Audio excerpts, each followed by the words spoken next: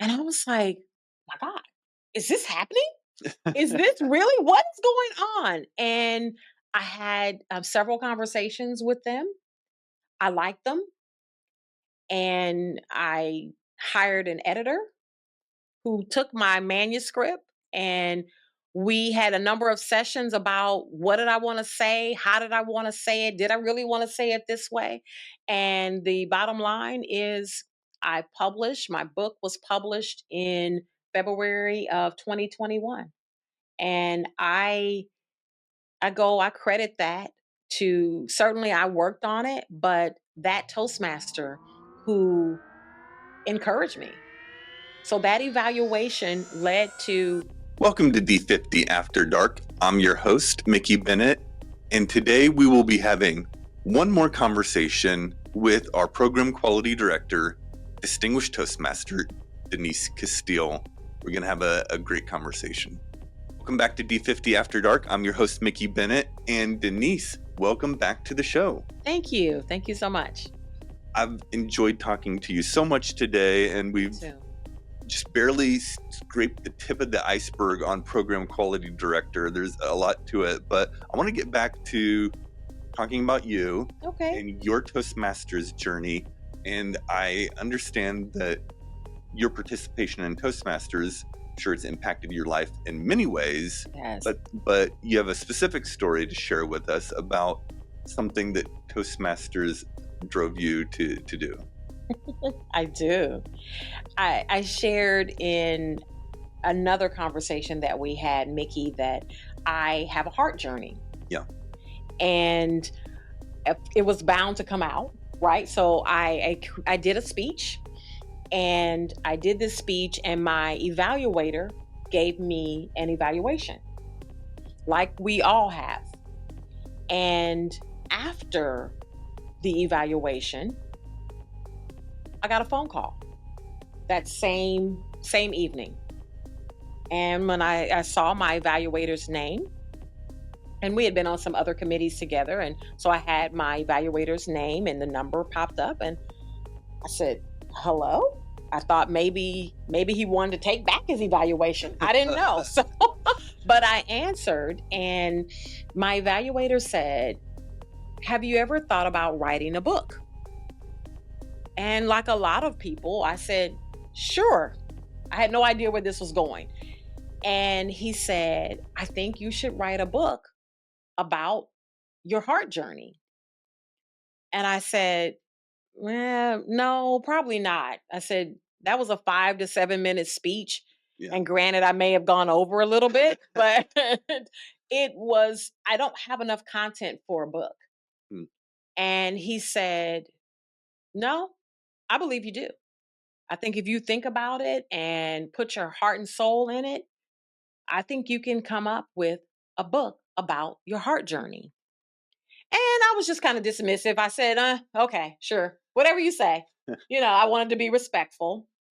And literally probably a week later, I'm on Facebook, and a small kind of boutique publishing company is having a challenge.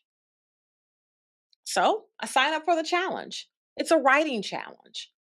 And the writing challenge meant that we needed to write, or they asked us to write for several hours a day. I was like, I'm going to probably try to go for an hour a day, but I don't know about this several hours. I did. I was all in the challenge. I was all in the challenge, and I'm writing several hours a day. And guess what I wrote about? Your heart journey. My heart journey. So I'm writing all this, and it's therapeutic for me because at that point, I hadn't thought much more about what the entire process looked like, getting there and that whole feeling then, and then the aftermath. I hadn't thought about that. So I'm writing this. At the end of the writing challenge, this group, this small boutique publisher, they put out opportunities to have them publish your book. And I was like, my God, is this happening? Is this really what is going on? And I had several conversations with them. I liked them, and I hired an editor who took my manuscript, and we had a number of sessions about what did I want to say? How did I want to say it? Did I really want to say it this way? And the bottom line is my book was published in February of 2021. And I credit that to, certainly I worked on it, but that Toastmaster who encouraged me.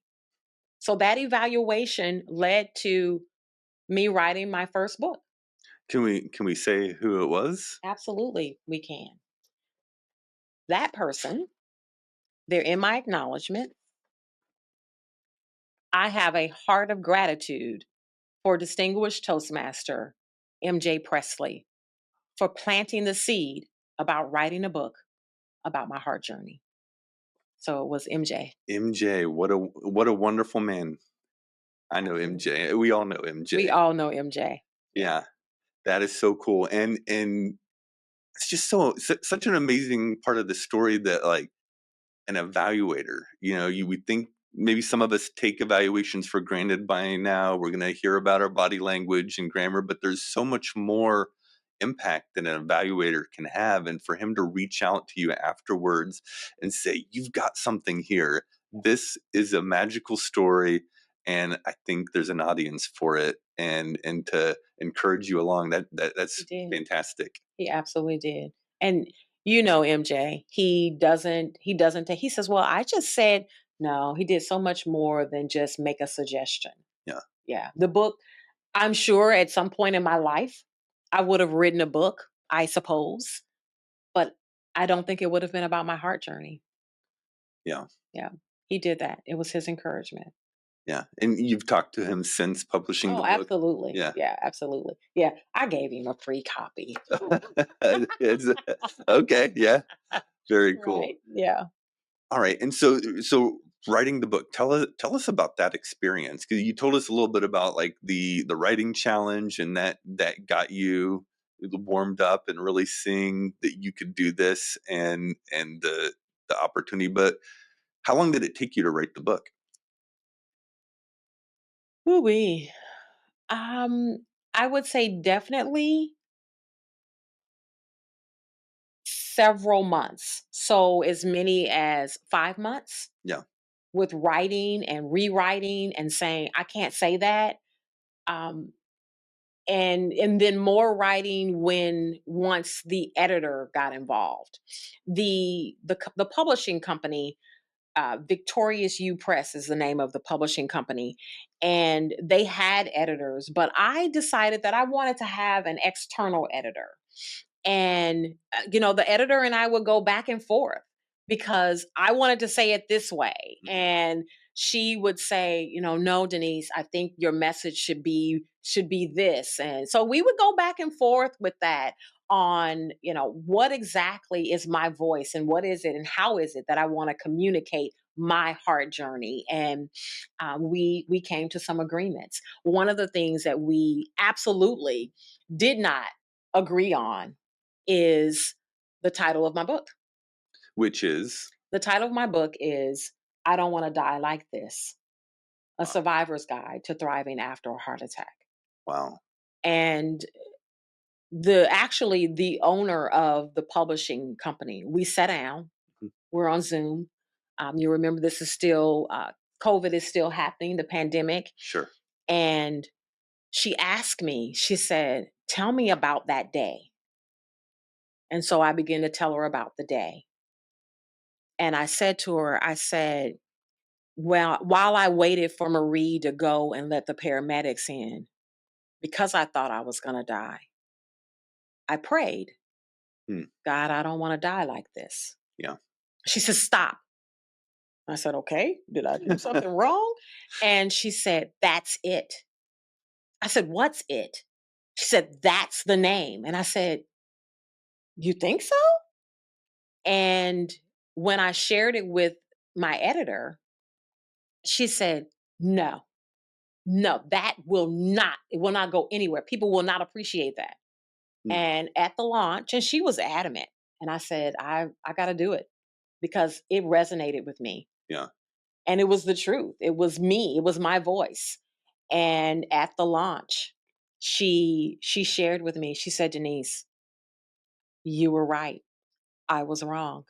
So it was writing the book was extremely therapeutic because there were so many things that happened prior to July 2nd of Mm. 2015. So many things that went into that story. And so it made me, at times I was angry and I was sad and couldn't write for a couple days. So I had to put it down and come back to it.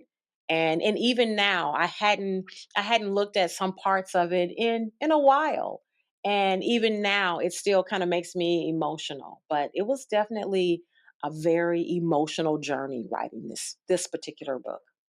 Yeah, well, it is a great title. I don't want to die like this. We learn doing contests that the title of your speech can be a very powerful way to get that first word into your audience's minds. And you hook them.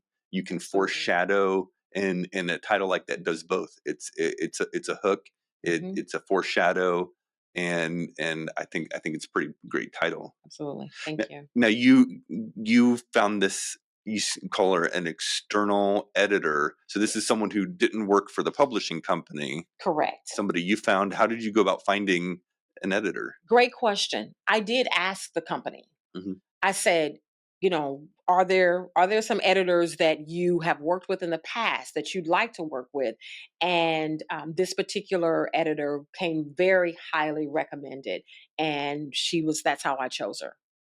Yeah, she was highly recommended. Yeah, and we know that an evaluation helped to give you the confidence to approach this book. Right. Was there anything else about your experiences in Toastmasters that really set you up to be able to write this book? I would say definitely the the way that we go about crafting a speech and writing a speech, the way that we learn to do that with an opening and a middle and the conclusion, that was my template for the book. I knew that I needed to have an opening. I knew that I needed a body and to be able to keep my reader engaged, and then I knew that I needed to close strongly. And that using that template and that premise is what went into writing the book. Yeah. Yeah, like the structure for speechcraft, and we learned in Toastmasters that you have like a general purpose Mhm. to like inform, entertain, inspire, and then you have a specific purpose. Absolutely. And so, I mean, do you treat each chapter as if it was its own contained speech, or like the whole book is one like long speech that you segment up? How did you approach it that way? I think it was segmented by chapter. Yeah, Yeah, I would say no one has asked that, and that's a great question. I think I would say that it was segmented by chapter. yeah, All of it kind of it was all fits together, yeah, but definitely they had their own. So I would say definitely segmented by chapter. yeah. Yeah. Very cool. And now that you've written a book, do you see yourself writing more books? I do. One of I think my next project is going to be, and this is in celebration of 10 years. So 10 years, July 2nd, 2025 marks 10 years since I had the heart attack. And I really would love to write a children's book about heart. Oh, Yeah. what an And interesting idea. yeah, so I that's my plan. That's my plan to get that done. A simple version. Yeah. I have a niece, Chloe, and I certainly you'll probably see Chloe show up in the book. So So would this be like a picture book, like an illustrated book? absolutely, Okay. yeah, for children. So you need to find an illustrator, I do. or do you do I illustration? do not do illustrations. Okay. No. Yeah. So that'll be a fun collaboration. Yes. Yeah. Very cool. Mhm. All right. Well, tell me, should should I write a book? Should our other Toastmasters write a book? Should everybody write a book, or only people who feel Like, who should write a book? You know what, Mickey? I think we all have a book in us. Especially when I think about Toastmasters, all the speeches that we give, those are books in and of themselves. Those are books. And I believe that we all should. It is certainly an exercise in really structure and organization. If I had not been organized and dedication and figuring out how do I set this time aside, it's important enough for me to set this time aside. I think it's a great exercise in um, really figuring out who you are and the story that you want to tell and share with the world. I know at one point there was a club in our district, Write Your Book Toastmasters or something like that. Yeah. Is that club still around? It is not still around. That club was started by the late Dr. Daisy Jewell. Yeah. Yep, she started that club. And I would love to see us bring a club like that back. Yeah.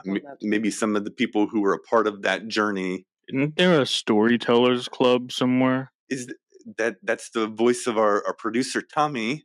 And is there a storytellers club? So we certainly have a storytellers club. We do not have specifically a write your book club. So absolutely, storytelling, we do have that as an option for folks. Okay, very, very cool. All right, well, it's been really great hearing about all the things that we shared in our several conversations, including as someone who is a bibliophile, I love hearing about your journey writing a book and how that entwines with your Toastmasters journey. So that's very cool. Before we say goodbye for now, do you have any more calls to action for our listeners? I think one last call to action, Mickey, is I would love for you to read my book. Yeah. I Don't Want to Die Like This. It is available on Amazon. And even if you say, well, Denise, I've never had a heart attack. I don't think I'm going to have one. I don't know anybody.